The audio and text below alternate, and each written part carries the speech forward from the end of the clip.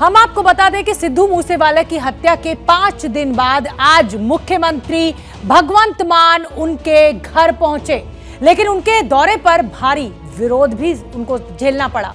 गुस्साए लोगों ने आम आदमी पार्टी के एक विधायक को भी बैरंग लौटा दिया। आम आदमी पार्टी ने आरोप लगाया कि विरोध प्रदर्शन कांग्रेस ने करवाया। उधर बीजेपी के एक नेता ने मूसेवाला हत्याकांड की जांच सीबीआई से कराने की मांग के लिए सुप्रीम कोर्ट में अर्जी भी दाखिल कर दी है।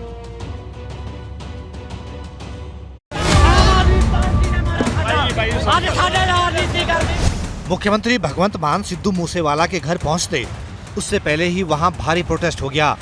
आम आदमी पार्टी के विधायक गुरप्रीत सिंह बनावाली तो मूसेवाला के घर वालों से मिल ही नहीं पाए। वहां मौजूद लोगों ने उनका इस कदर विरोध किया कि उन्हें उल्टे पांव लौटना पड़ा। सीएम के दौरे से पहले इस विरोध प्रदर्शन से पुलिस के कान खड़े हो गए। हालांकि इसके बाद पंजाब के मुख्यमंत्री भगवंत मान सिद्धू मूसेवाला के घर पहुंचे, उनके परिवार वालों से मिले, उनका दुख साझा किया। सीएम मान ने ऐलान किया कि सिद्धू मूसेवाला के नाम पर कैंसर हॉस्पिटल खोला जाएगा। मूसेवाला के नाम पर स्पोर्ट्स स्टेडियम भी बनाया जाएगा। मूसेवाला के हत्यारों को बख्शा नहीं जाएगा और सजा दिलाई जाएगी। मुख्यमंत्री भगवंत मान मूसेवाला के घर वालों के साथ करीब 1 घंटा 10 मिनट तक बैठे रहे। परिवार ने मांग की है कि एक तो जहाँ पर कैंसर हॉस्पिटल हो, एक सिद्धू की याद में कोई म्यूजियम हो, स्टेडियम हो जहाँ पर बच्चे खेल सकें। तो जो सिद्धू के सपने थे वो मांग की है, लेकिन सीएम साहब ने कहा कि ये मांगनी हमारी ड्यूटी है, हमारा फर्ज है। जो भी परिवार ने बोला वो हम पहल के आधार पर करेंगे। गुरप्रीत सिंह बनावाली वही विधायक हैं जिनका मूसेवाला के घर पहुँचने पर भारी विरोध हुआ। आम आदमी पार्टी ने इसके लिए कांग्रेस को जिम्मेदार ठहराया है। इस मुश्किल की घड़ी में भी पंजाब कांग्रेस, जो उनका अतीत रहा है लाशों पे राजनीति, गंदी राजनीति करने का, वो बाज नहीं आ रही। आज फिर से पंजाब कांग्रेस के एक एक्स एमएलए अपने कुछ सपोर्टर्स के साथ सिद्धू मूसेवाला साहब के घर के बाहर हंगामा कर रहे हैं। ये कांग्रेस का असली चेहरा है। आम आदमी पार्टी के राष्ट्रीय संयोजक और दिल्ली के सीएम अरविंद केजरीवाल ने भी कहा, मूसेवाला की हत्या पर राजनीति नहीं होनी चाहिए। जो भी घटनाएं घटी हैं उसके ऊपर राजनीति नहीं होनी चाहिए, गलत बात है। अभी जैसे सिद्धू मूसेवाले जी की हत्या की गई, वो एक बेहद अफसोस वाली बात थी। मैं समझता हूं कि अभी नई सरकार है, नई सरकार पूरा प्रयास कर रही है, विपक्षी पार्टियों को भी और सब लोगों को मिलकर अपने को पंजाब को आगे बढ़ाना है, राजनीति नहीं करनी चाहिए। तो मर्डर, मिस्ट्री और पॉलिटिक्स। उधर पंजाबी सिंगर सिद्धू मूसेवाला की हत्या से जुड़ी एक बड़ी खबर आ रही है, वो आपको बता दें। हरियाणा के फतेहाबाद से नया सीसीटीवी फुटेज मिला है जिसमें 2 लोग बीसला गांव के पेट्रोल पंप से दिल्ली नंबर की बोलेरो गाड़ी में डीजल डलवाते हुए दिखे। दावा यह किया जा रहा है कि ये दोनों सोनीपत के कुख्यात बदमाश पर्वत फौजी और गैंगस्टर जांटी हैं, जिन्हें पुलिस तलाश रही है। इससे पहले मामले में पंजाब पुलिस शक के आधार पर फतेहाबाद के भेडाना निवासी पवन बिश्नोई और एक अन्य खास शख्स जो है नसीब, उसको पकड़ चुकी है। जगविंदर पटियाल ज्यादा जानकारी लिए हुए जुड़ रहे हैं। जगविंदर, क्या अपडेट? देखिए, पंजाब पुलिस ने 2 लोगों को पकड़ा है, दोनों फतेहाबाद के रहने वाले हैं। मैं अभी इनकी गिरफ्तारी नहीं हुई है और मैं ये बता दूं कि इन दोनों से ये पूछताछ की जा रही है कि आखिरकार उनका क्या वास्ता है इस बोलेरो से। और ये दोनों लोग जो है, एक पवन बिश्नोई है और दूसरा नसीब है। पवन बिश्नोई जो है वो कंबाइन पर काम करता है और दूसरा नसीब जो है वो पंचर लगाने का काम करता है। पवन बिश्नोई जो है उसकी लॉकेट नाम के एक शख्स ने कभी लॉरेंस बिश्नोई से बात करवाई थी और ये कहा था कि फतेहाबाद का कोई भी काम हो तो लॉरेंस ग्रुप पवन बिश्नोई को सौंप सकता है। पवन बिश्नोई पंजाब पुलिस की कस्टडी में है और उससे ये पता चला है कि जो ये वीडियो बोलेरो गाड़ी में 12-13 किलोमीटर दूर फतेहाबाद से जो पंजाब और फतेहाबाद की तरफ हाईवे आता है, उस पर एक गांव के पेट्रोल पंप पर जो डीजल भरवाया गया है गाड़ी में, इसमें जो 3 शख्स नजर आ रहे हैं उनमें से 2 सोनीपत के बताए जा रहे हैं और एक शख्स की भी पहचान नहीं हुई है। इनको अब पुलिस ढूंढ रही है कि ये वही गाड़ी तो नहीं है जो मूसेवाला पर फायरिंग करने के बाद फतेहाबाद की तरफ गई थी। यानी फतेहाबाद से कुछ तार जरूर जुड़ रहे हैं। बिल्कुल ठीक है कांड के अभी तक। जी, बहुत बहुत धन्यवाद आपका जगविंदर पटियाल इस पूरी जानकारी के लिए। तो बड़ी खबर इस समय की है कि मूसेवाला हत्याकांड से जुड़े हुए 3 लोगों की तलाश पुलिस कर रही है। डीजल भरवाते हुए दिखे। ये 2 आरोपी हैं जिनको खोजा जा रहा है। और चलिए इस समय की एक और बड़ी खबर आपको बता दें, और कानपुर हिंसा से जुड़ी हुई ये बड़ी खबर। आज जो कानपुर में बवाल हुआ उसको लेकर एक बड़ा ऐलान सरकार का। कानपुर हिंसा के आरोपियों की संपत्ति जब्त की जाएगी। हिंसा के आरोपियों की संपत्ति ध्वस्त या जब्त होगी, ये एक बड़ा ऐलान हुआ है। आज जुमे की नमाज के बाद अचानक पथराव शुरू कर दिया गया था मुसलमान समुदाय के द्वारा, और ये जो दोनों ही समुदाय आमने सामने हो गए, एक दूसरे के ऊपर बमबाजी, बोतल फेंकी गई और पत्थर फेंके गए। हालांकि हालात को काबू में कर लिया गया, लेकिन अब ये बड़ा ऐलान सरकार के द्वारा किया गया है। कानपुर हिंसा के आरोपियों की संपत्ति जब्त की जाएगी। आपको याद होगा सीए कानून को लेकर जब लखनऊ में इसी तरीके का हिंसक आंदोलन किया गया था, हिंसक रूप लिया था उस भीड़ ने, उसके बाद इसी तरीके की कार्रवाई योगी सरकार ने की थी। और अब एक बार फिर कानपुर में दंगा भड़कने के बाद हिंसा के आरोपियों की संपत्ति ध्वस्त या जब्त की जाएगी। एक बड़ा ऐलान किया गया है।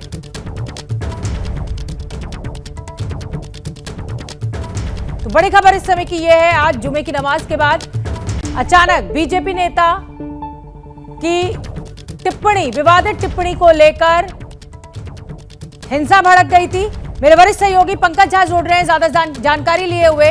पंकज झा, जब सीए कानून के विरोध में इसी तरीके से हिंसक प्रदर्शन हुआ था तो योगी आदित्यनाथ ने इसी तरीके की कार्रवाई की थी। अब एक बार फिर इसी तरीके का ऐलान कि हिंसा के आरोपियों की संपत्ति ध्वस्त या जब्त की जाएगी। हाँ शोभना, योगी आदित्यनाथ जो यूपी के मुख्यमंत्री हैं गोरखपुर पहुंच गए हैं और उन्होंने पूरे मामले की जानकारी ली है, ब्रीफिंग ली है, और उसके बाद जो उन्होंने वरिष्ठ अधिकारियों से बातचीत की है, उसके बाद यूपी के एडीजी कानून व्यवस्था प्रशांत कुमार ने ये बात कही है कि कानपुर में जो आज ये जुम्मे की नमाज के बाद घटना हुई थी, झड़प हुई है, उसमें 18 लोगों को गिरफ्तार किया गया है। और ये तय हुआ है कि जो भी आरोपी होंगे, दोषी होंगे, पूरे वीडियो फुटेज कई सोर्सेज से लिए गए हैं, उनकी शिनाख्त की जा रही है, पहचान की जा रही है कि जिन लोगों ने पथराव किया और इस तरीके से हिंसा पे उतारू हुए सड़क पर आए, विरोध प्रदर्शन किया, उन लोगों के खिलाफ कार्रवाई होगी, उन पर गैंगस्टर एक्ट लगेगा, उनकी संपत्ति जब्त होगी या फिर बुलडोजर चलेगा। बिल्कुल ठीक है पंकज झा, बड़ी जानकारी आप दे रहे हैं। और अब एडीजी लॉ एंड ऑर्डर क्या कह रहे हैं इस पूरे मसले को लेकर, वो सुनना भी बेहद जरूरी है। सुनिए आप।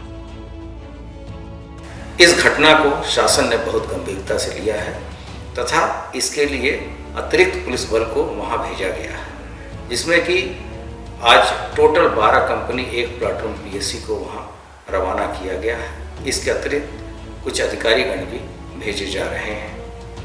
वहां जिस भी व्यक्तियों ने वहां उपद्रव किया है उसकी पहचान की जा रही है। अब तक 18 लोग गिरफ्तार किए जा चुके हैं तथा हमें पर्याप्त मात्रा में वीडियो फुटेजेस मिल गए हैं, जिसके आधार पे हम आगे की कार्रवाई करेंगे। उपद्रवियों के साथ साथ जो षड्यंत्रकारी हैं उनके विरुद्ध गैंगस्टर की कार्रवाई की जाएगी तथा उनके संपत्ति को भी जब्त या ध्वस्त कराया जाएगा। और हम आपको बता दें कि बीजेपी की प्रवक्ता नूपुर शर्मा ने एक डिबेट के दौरान पैगंबर मोहम्मद के लिए कुछ विवादित शब्द कहे थे और उसके बाद ही ये पूरा बवाल आज कानपुर में जुमे की नमाज के बाद छिड़ गया। हम घटनाक्रम आपको पूरा समझाते हैं एक रिपोर्ट के जरिए, आप देखिए। पथराव करती थी, सड़कों पर ईंट, पत्थर और बोतलें, खून से सने चेहरे। तस्वीरें यूपी के कानपुर की हैं, जहां आज जुमे की नमाज के बाद बवाल हो गया। तस्वीरों में आप देख सकते हैं कि सड़कों पर 2 गुट आमने सामने हैं, एक दूसरे पर पत्थरों की बौछार की जा रही है। अब इस हंगामे की दूसरी तस्वीर देखिए।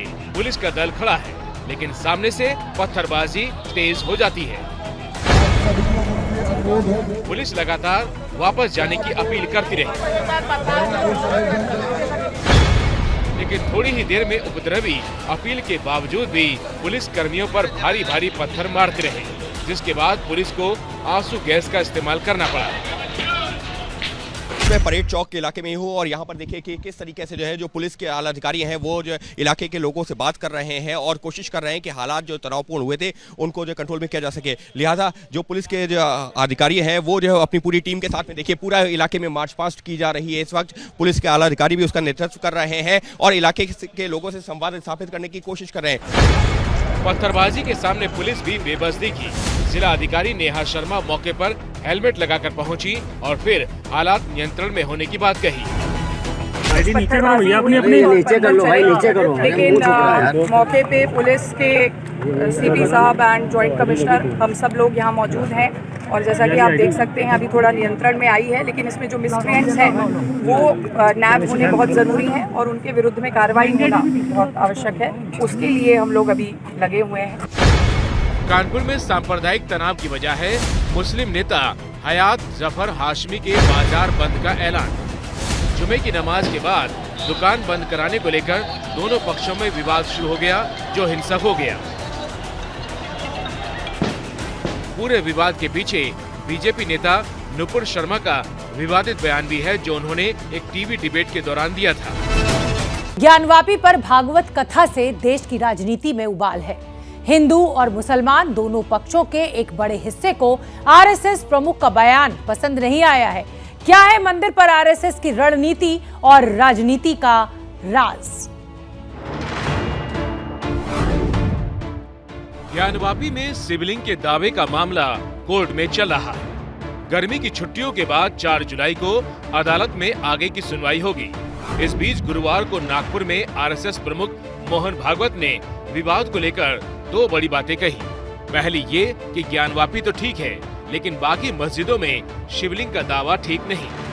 ठीक है, प्रतीकात्मक कुछ हमारी विशेष श्रद्धा थी, ऐसे स्थानों के बारे में हमने कहा, लेकिन रोज एक मामला निकालना नया ये भी नहीं करना चाहिए। हमको झगड़ा क्यों बढ़ाना है? ज्ञानवापी के बारे में हमारी कुछ श्रद्धाएं हैं, परंपरा से चलती आई, हम कर रहे, ठीक है, परंतु हर मस्जिद में शिवलिंग क्यों देखना? अच्छी बात है, ऐसा कुछ है, आपस में मिल बैठकर सहमति से कोई रास्ता निकाले, लेकिन हर बार नहीं निकल सकता।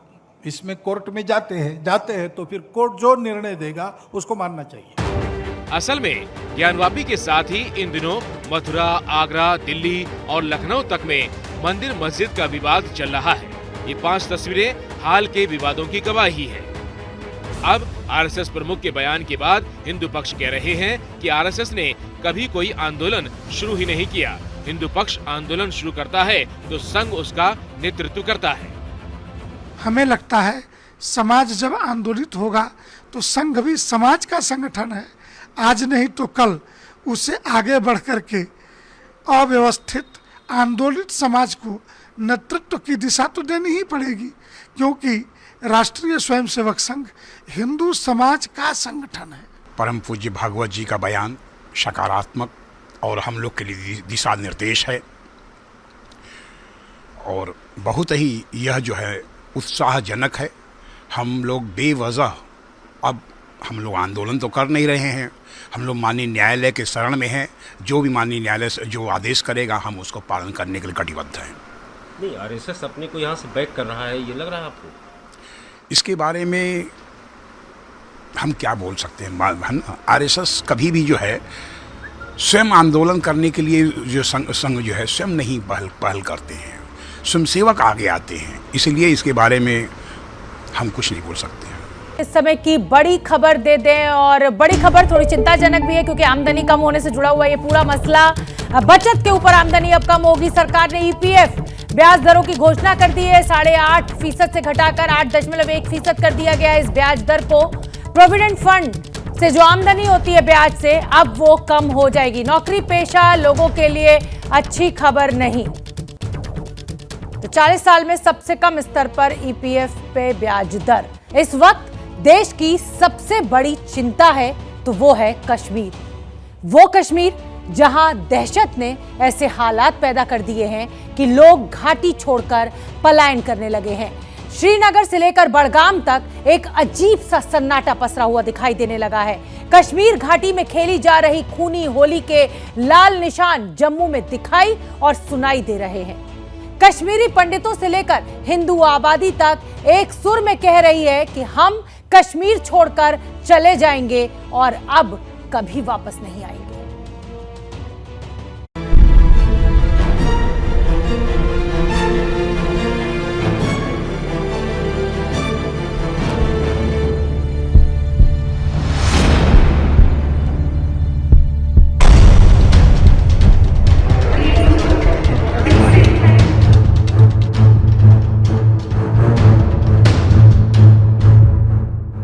आज फिर वही हालत पैदा हुए जो 1990 में हुए थे। आहिस्ता आहिस्ता जैसे आप समझ 1990 में पलायन हुआ था, आहिस्ता आहिस्ता लोग आए थे, वैसे ही आज भी आहिस्ता आहिस्ता लोग निकल रहे हैं। आज तक कभी ऐसा माहौल, ऐसा डर, ऐसा भय कभी नहीं लगा, कभी भी नहीं लगा।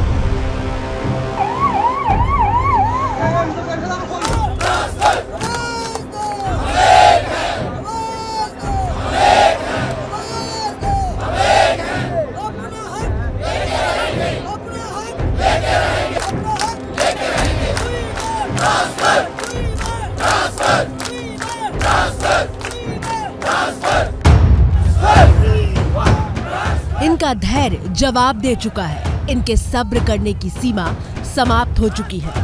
अब ना जाने, हमें नहीं पता है वहाँ क्या इशू चल रहा है, लेकिन अब हमारी बहन रजनी बाला की मौत हुई है और शहादत हुई है, हम वहाँ पे नहीं जाएंगे।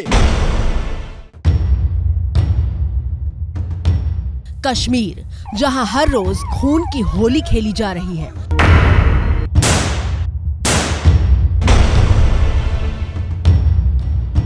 जहां हर पहर इस दहशत में बीतने लगा है कि कहीं अगला नंबर मेरा तो नहीं। अब हम जहां अपने घरों में आना चाहते हैं, हमारे माँ बाप बूढ़े बुजुर्ग हैं, हमारे बच्चे बीमार हो गए हैं, हम साइकोलॉजिकली बीमार हो गए हैं, हम अब नहीं जा सकते हैं। सर अभी हम गोलियां खाने के लिए कश्मीर में नहीं जाएंगे सर। टीवी स्क्रीन पर मौजूद इन दो तस्वीरों में 32 साल का फर्क है, लेकिन कश्मीर में हुई एक के बाद एक टारगेट किलिंग ने 32 साल पहले वाले खौफ को जिंदा कर दिया है। एक बार फिर ठीक 32 साल पहले 1990 में जिस तरह कश्मीर घाटी से पलायन की तस्वीरें सामने आई थी, उसी तरह लोग घाटी छोड़कर जम्मू की तरफ निकलने लगे हैं। सर सुबह से 40 से 50 परिवार आ चुके हैं, मेरे साथ 10 परिवार आए हैं अभी। तो अभी पीछे और फैमिलीज आ रही हैं, क्योंकि थोड़ा लेट निकले थे हम लोग, क्योंकि हम जब सुबह हमने वो देखा वो बैंक एम्प्लॉय बेचारा उसके अंदर मारा गया, तो फिर हमारे वहाँ कदम ठहरे नहीं। हमने बोला नहीं, अब राइट टाइम है निकलने का। यहाँ तस्वीरें गुरुवार रात को जम्मू कश्मीर के रामबन की है, जहां से जम्मू की सीमा शुरू हो जाती है। करीब 10 परिवार घाटी छोड़कर अपने परिवार और सामान के साथ जम्मू के लिए सुबह ही निकल पड़े थे, और ऐसे ही छोटे छोटे काफिले लगातार कश्मीर घाटी से निकल रहे हैं। हम कह रहे हैं कि इस टाइम पे हालात ठीक नहीं है, हमको बचा लिया जाए यहाँ से। जैसे अगर आप इंडियन सिटीजन्स को आप इवैक्यूएट करते हैं जहाँ पे वॉर जोन होता है, क्या इनको नहीं लगता कि कश्मीर एक वॉर जोन है? अगर वहाँ पे पॉइंट ब्लैंक रेंज से टारगेट्स किया जा रहा है, पर्टिकुलर सिलेक्टिव किलिंग्स हो रही हैं, पिछले मेरे को लगता है पिछले अगर आप उठा लीजिए पिछले 8-9 महीने से चल रही है, तो क्या इनके लिए हम इम्पोर्टेंट नहीं है? इन आंखों में तैरते खौफ और घाटी छोड़ने की वजह आपकी टीवी स्क्रीन पर मौजूद है।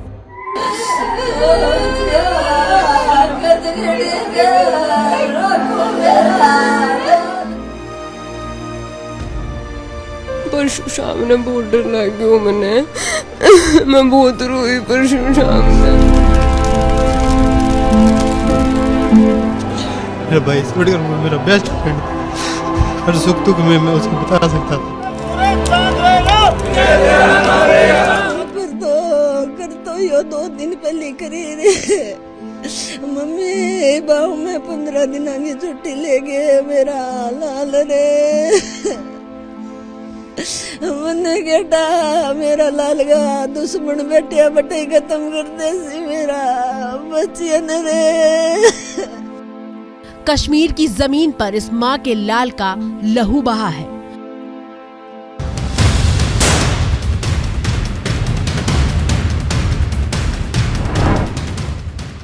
दो जून को कश्मीर के कुलगाम में बैंक मैनेजर को आतंकवादियों ने गोलियों से भून दिया था।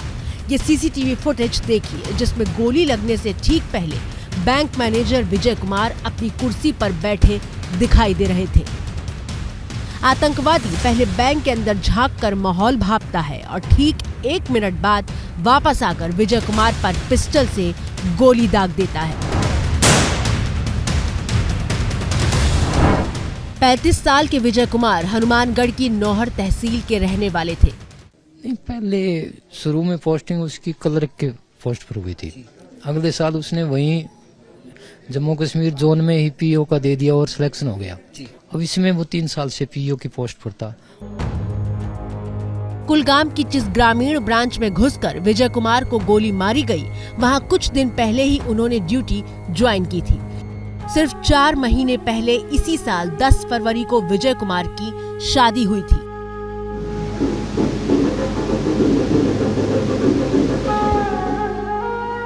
टीवी स्क्रीन पर मौजूद ये विजय कुमार की पत्नी है। 1 महीने पहले ही पत्नी विजय कुमार के पास रहने आई थी। उनकी पत्नी ने बताया कि मौत से 2 दिन पहले से वो बेहद डरी हुई थी और पति से लगातार राजस्थान वापस लौटने की बात कर रही थी। मैं बहुत रोई परसों शाम ने, मैंने कहा मैं टिकट करा दी हूँ काल आप घरे चलागा।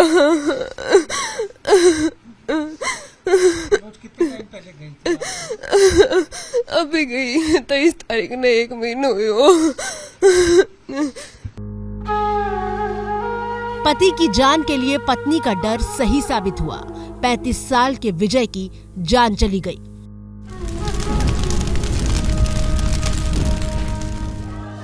परिवार के होनहार लाल को आतंकियों ने एक झटके में हमेशा के लिए छीन लिया और विजय कुमार अकेले नहीं है। सुबह बैंक मैनेजर विजय कुमार को गोली मार दी गई और शाम होते होते 2 मजदूरों को गोली लगने की खबर आई। इस छोटे से कमरे में जहां 4 व्यक्ति उस समय मौजूद थे, 2 गोली चलाई गई, 2 लोगों को निशाना बनाया गया, जबकि और जो बाकी लोग थे यहाँ पे तकरीबन 5 और लोग थे, क्योंकि 7 लोगों का ग्रुप था जिनको निशाना बनाया गया। अब उनका सब सामान यहीं पे पड़ा है, लेकिन अब ये मजदूर किसी भी हाल में कश्मीर में काम करने को तैयार नहीं। इनका यही साफ कहना है कि अब ये कश्मीर छोड़कर चले जाएंगे। घात लगाकर बेगुनाहों की बलि ले रहे हैं आतंकवादी और ये लिस्ट हर रोज लंबी होती जा रही है। 12 मई को राहुल भट्ट को गोली मारी गई। उसके बाद पुलिस कांस्टेबल रियाज अहमद की जान ले ली गई। टीवी कलाकार अमरीन भट्ट को उनके घर में घुसकर मार दिया गया। 31 मई को स्कूल टीचर रजनी बाला को बच्चों के सामने ही गोलियों से भून दिया गया। 2 जून को विजय कुमार और फिर बिहार के मजदूर दिलखुश की मौत की खबर से दहल उठा है कश्मीर। क्या हुआ था कल सर हम 4 आदमी हमारे इधर बैठे थे, तो 3 आदमी हम उधर बैठे थे कमरे में। तो हमारा रोटी बन रहा था, हमने सोचा भी चलो बनता है खाते हैं अरमान से, सभी आदमी इकट्ठे खाते हैं। तो बन रहा था भी वो अपना बैठे थे अरमान से बातचीत कर रहे थे। 2 आदमी आए, हमने देखा भी तो कोई आ रहा है हमारी तरफ। हमको ये नहीं पता था भी कोई ऐसा गोली चलाएगा के। वो आए, काला कपड़ा पहना था, देखा था इतना, तो उसने 2 फायर निकाला। इधर सामने लड़का दिलखुश बैठा था जो जहाँ पे, उसके गोली लगाया जहाँ दिल पे लगा। एक पे इधर खड़ा था, उसके हाथ पे लग गया। कश्मीर में सेब के बागानों से लेकर दक्षिण कश्मीर की पेंसिल फैक्ट्रियों और ईंट के भट्टों तक लाखों मजदूर कश्मीर में मजदूरी करते हैं। यूपी, बिहार, पंजाब और पश्चिम बंगाल तक से मजदूर रोजी रोटी के लिए कश्मीर पहुंचते हैं। डर का तो माहौल है, आपको भी पता है, हमें भी पता है, सबको पता है। यहाँ पे कितने लोग हो आप यहाँ पे? हम यहाँ पे हैं 70 लोग। गरीब आदमी है हम लोग, कहाँ जाएंगे बताओ? गरीब नहीं होते इतनी दूर काम करने के लिए थोड़ी आते हम। हमारे एक आपस का भाई का, एक आपस का ही भाई मारा गया है। डर ज्यादा लग रहा है यहाँ पे। मान लो आज दूसरे के साथ हुआ, कल को क्या पता हमारे साथ हो सकता है। मकान बनाने से लेकर लकड़ी और कढ़ाई के काम तक अपना पेट पालने और कश्मीर को चलाए रखने में इन मजदूरों की अहम भूमिका होती है। लेकिन कश्मीर में पैर पसारती दहशत ने इन मजदूरों के सामने घाटी छोड़ने के सिवाय और कोई विकल्प नहीं छोड़ा है। जो इस घटना के बाद क्या आप क्या करोगे? कितने लोग हो? इधर से चले जाएंगे सर, इधर से पंजाब से चले जाएंगे, अपने पंजाब में चले जाएंगे। कश्मीर में टारगेट किलिंग के पीछे आतंकवादियों का मकसद दहशत कायम करना है ताकि गैर कश्मीरी वहां से पलायन करने पर मजबूर हो जाए। और कश्मीर घाटी से आती ताज़ा तस्वीरें इस बात की गवाही दे रही हैं कि दहशतगर्द अपने इस मकसद में कामयाब हो रहे हैं। कि अभी कश्मीर जो है रहने लायक नहीं है। हमारी माइनॉरिटीज़ के लिए जो सेफ्टी है that is zero.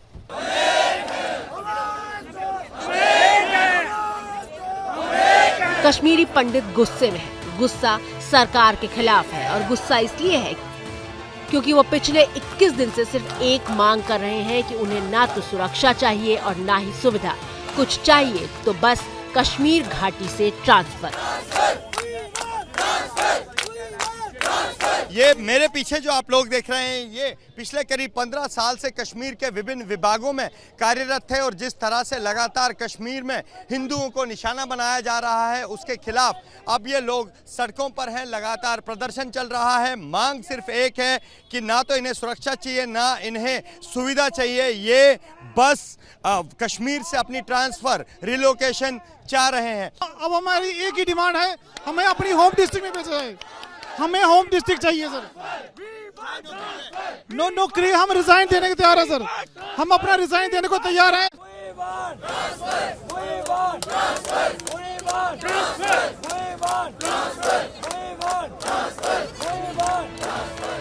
Kashmiri Pandit transfer चाहते हैं ताकि वो अपनी और अपने परिवार की सुरक्षा कर सके। घाटी में खतरा कितना ज्यादा बढ़ चुका है समझने के लिए इस तस्वीर को देखिए। आगे आगे पुलिस की गाड़ी चल रही है और पीछे पीछे कश्मीरी पंडित के परिवार की गाड़ी। ये सिक्योरिटी का कवर दिया गया, हमें अपने बच्चों के लिए जा रहे हैं, वो टीसी लेके आएंगे वहाँ पर और उनसे बात करेंगे ऑनलाइन के लिए। ये प्रोवाइड की गई हमें सिक्योरिटी स्कूल तक। कश्मीरी पंडित अब अपने बच्चों को स्कूल नहीं भेजना चाहते, ये स्कूल जाकर ऑनलाइन क्लासेस की बात करनी है और इतनी दूर जाने के लिए भी पुलिस के साए में जाना पड़ रहा है। ये ऑन लोड है, हम लोग अंडर सिक्योरिटी हम यहाँ से जा रहे हैं, यहाँ बच्चों की आगे फ्यूचर की बात करने के लिए स्कूलों में शेखपुरा से। कश्मीर में कश्मीरी पंडितों की कॉलोनियों में अब सन्नाटा पसरा हुआ दिखाई देने लगा है। कश्मीर छोड़कर जाने वाले कश्मीरी पंडित पूछ रहे हैं कि क्या सरकार उन्हें लिखकर उनकी जान की सुरक्षा की गारंटी देगी। जो डिस्ट्रिक्ट हेडक्वार्टर्स की बात कर रहे हैं हम 4,500 है। 4,500 को क्या ये पॉसिबल है सरकार के लिए कि वो सिर्फ डिस्ट्रिक्ट श्रीनगर में मतलब हमको एकोमोडेट कर सके। मैं अपनी बात करता हूँ, मैं फील्ड स्टाफ हूँ, मेरे को क्या काम होगा डिस्ट्रिक्ट हेडक्वार्टर में, और मेरी सिक्योरिटी मेरी सेफ्टी की रिस्पॉन्सिबिलिटी क्या सरकार रिटर्न में देने को राजी है। कश्मीर में सुरक्षा का मुद्दा गर्म है और इस मुद्दे पर विपक्ष सरकार से सवाल पूछने और हमला करने का मौका नहीं छोड़ रहा है।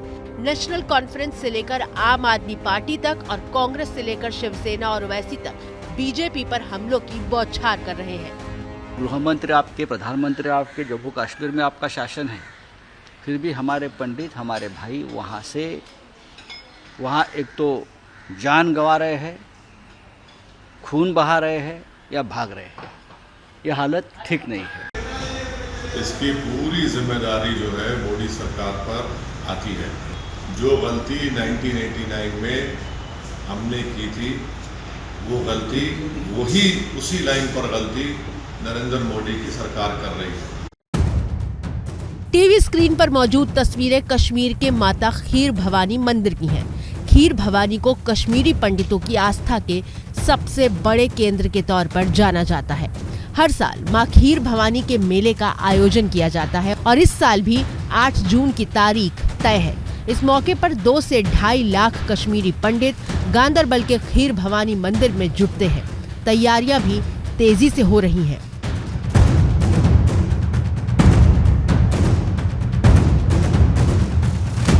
लेकिन कश्मीर में लगातार होती टारगेट किलिंग के बाद कश्मीरी पंडितों के संगठन ने फैसला किया है कि वो इस बार मेले में नहीं जाएंगे। आपको पता है कि माइनॉरिटीज को कैसे मारा जा रहा है कश्मीर में पिछले 1.5 साल से, तो इसमें यात्रा से कोई रिलेटेड नहीं है। और मैं आपको बता दूं कि जो खीर भवानी यात्रा है वो कैंसिल कर दी गई है हमारी कम्युनिटी की तरफ से, तो खीर भवानी यात्रा तो कोई नहीं जा रहा है। जम्मू कश्मीर में सुरक्षा के हालात पर चर्चा के लिए NSA अजीत डोभाल, सेना प्रमुख जनरल मनोज पांडे, उपराज्यपाल मनोज सिन्हा समेत तमाम सुरक्षा अधिकारियों के साथ एक उच्च स्तरीय बैठक हुई है। और हम आपको बता दें कि कश्मीर में इस समय जो भी हालात चल रहे हैं उसको देखते हुए गृह मंत्री अमित शाह की अध्यक्षता में दिल्ली में एक उच्च स्तरीय मीटिंग घंटे भर पहले ही खत्म हुई है और इस बैठक में आतंकवादियों की गोली का जवाब गोली से देने का फैसला लिया गया है। लेकिन इन घटनाओं को लेकर सी वोटर ने लोगों से सवाल पूछा था कि क्या कश्मीर में 1990 जैसे हालात बन रहे हैं। हाँ कहने वाले 60% लोग, ना कहने वाले 23% लोग, यानी ज्यादातर लोग ये मानते हैं कि यहाँ इस समय कश्मीर में 1990 जैसे हालात बन रहे हैं, जिस समय हिंदू जो कश्मीरी पंडित थे उनका पलायन हुआ था। 17% लोग कह रहे हैं कि पता नहीं। बड़ी खबर भी आ रही है और बड़ी खबर कश्मीर से ही है। बता दें आपको वो बड़ी खबर अनंतनाग जिले से, ये बड़ी खबर जहां आतंकवादियों से सुरक्षा बलों की एक बड़ी मुठभेड़ चल रही है। अनंतनाग में गवास गांव के पास रेशीपोरा इलाके में 2 से 3 आतंकवादियों को घेर लिया गया है। इस समय एनकाउंटर लगातार जारी, सुरक्षा बलों ने इन आतंकवादियों को घेरा हुआ है। दोनों ही तरफ से जोरदार तरीके से फायरिंग जारी है।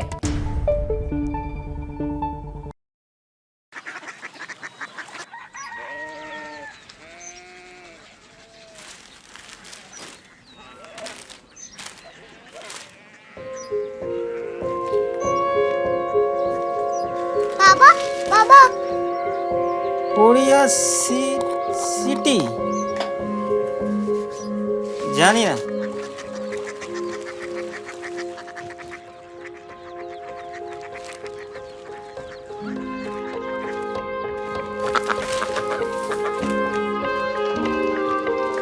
Korea city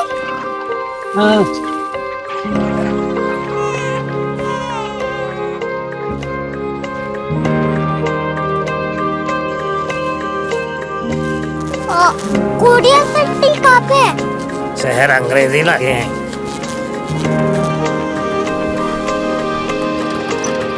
Korea city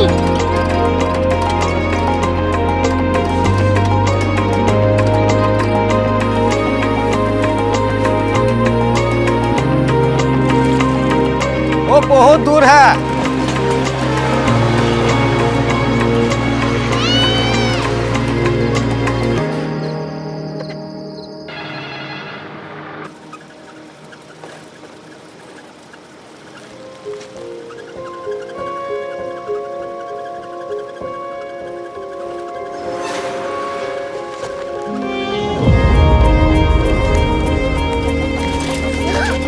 Korea city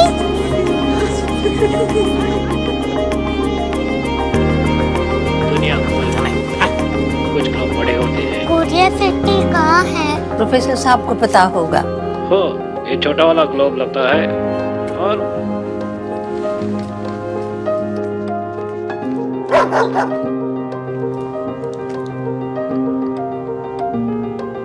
पता नहीं, मेरी बेटी से जाके मिल लो, शायद उसे मालूम हो।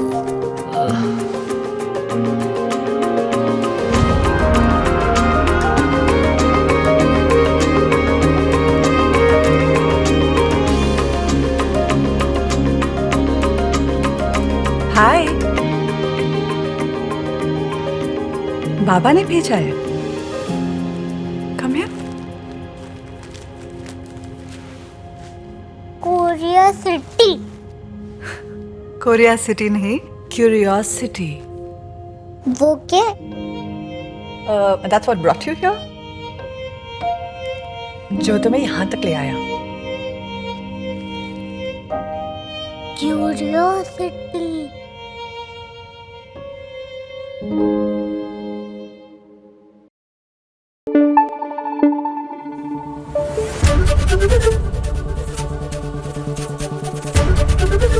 ABP न्यूज आपको रखे आगे।